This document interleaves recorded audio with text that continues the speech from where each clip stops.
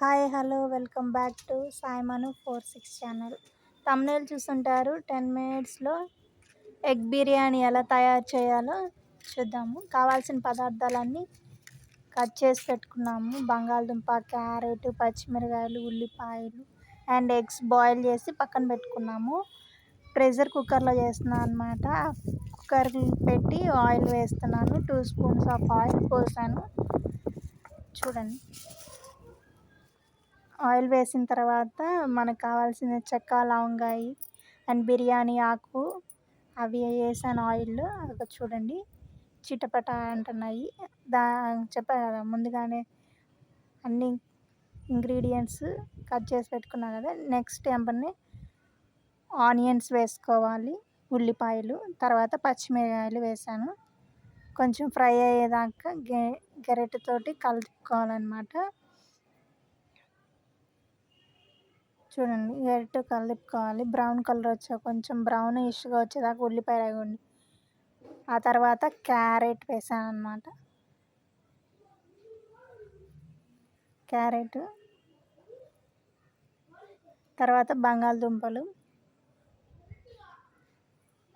అన్నీ వేసి ఆయిల్ గరిటెతో కలిపుకున్నాను అనమాట. ఫ్రై అయిందాక కొంచెం, ఎందుకంటే ఒకప్పుడు మనం ఎసుట్లో కొంచెం కాగినాక వేసేవాళ్ళం, కానీ ఇప్పుడు ముందుగానే ఆయిల్లో ఫ్రై చేసేసి తర్వాత అల్లం వెల్లుల్లి పేస్ట్ వేసాను.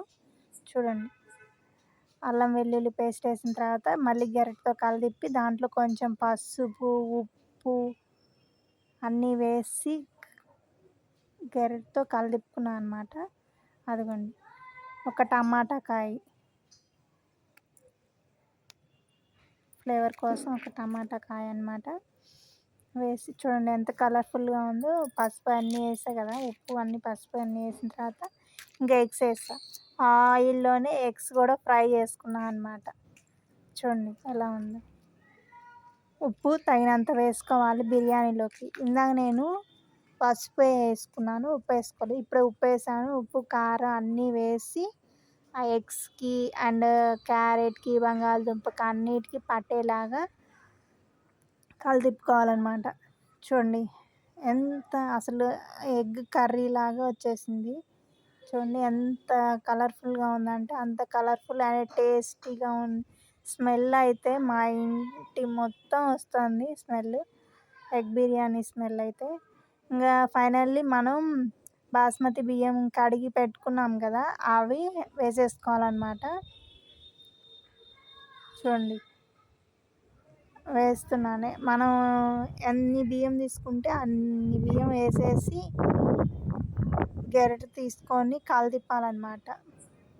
మసాలా అవన్నీ బియ్యానికి పట్టేలాగా కలుపుకోవాలి. పైకి కిందకి మొత్తం శుభ్రంగా మొత్తం కలిపుకున్నాక చూడండి ఎట్లా ఉందో. బియ్యం కూడా కలర్ఫుల్గా వచ్చేసాయి. ఇంకా మనం వేరే ఏమంటారు కలర్ ఫుడ్ ఏం వేసే పని లేకుండానే చూసారు ఎంత బాగుందో. ఇప్పుడు ఇందాక నేను గరం మసాలా ఒక స్పూన్ వేసాను అనమాట. గరం మసాలా వేసి కలిపుకొని మళ్ళీ బియ్యానికి అన్నిటి పట్టేలాగా తర్వాత నీళ్లు పోసాను. చూసారుగా, ఎసురు బియ్యం పోసాను అనమాట.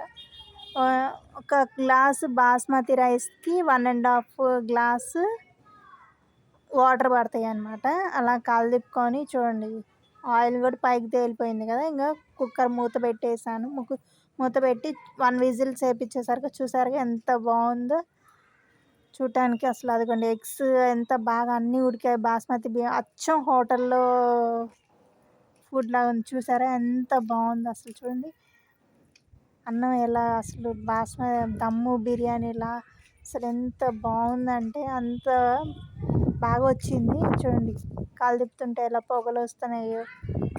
దమ్ బిర్యానీ, చికెన్ దమ్ బిర్యానీ లాగా ఉంది ఎగ్ దమ్ బిర్యానీ ఇది. ఇలా ప్రాసెస్ మీరు కూడా ఇంట్లో తయారు చేసుకోండి ఫ్రెండ్స్. ఈజీగా అయిపోతుంది. 10 మినిట్స్ అంతే. అవి ఫ్రై చేసుకున్నంత సేపు పట్టదు. ఇంక విజిల్ పెట్టి కుక్కరు ఒక విజిల్ వేస్తే చాలు మ్యాక్సిమం.